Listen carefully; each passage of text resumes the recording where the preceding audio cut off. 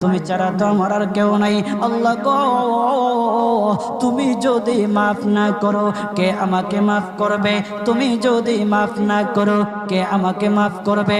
তুমি যদি আমাকে মাফ করো তাহলে তোমার কোনো দিকে কমবে না, তুমি যদি আমাকে মাফ না করো তোমার কোনো দিকে বাড়বে না।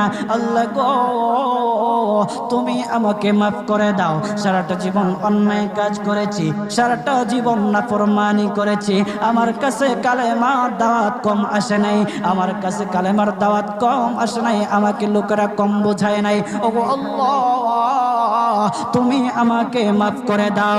মাফ না করলে কোথায় যাব, কার কাছে যাব? বাবা যখন মারে তখন মার কাছে আশ্রয় নেওয়া যায়, মা যখন প্রহার করে তখন বাবার কাছে আশ্রয় নেওয়া যায়, বাবা মা যখন প্রহার করে তখন দুনিয়ার কারো না কারো কাছে আশ্রয় নেওয়া যায়। ওগো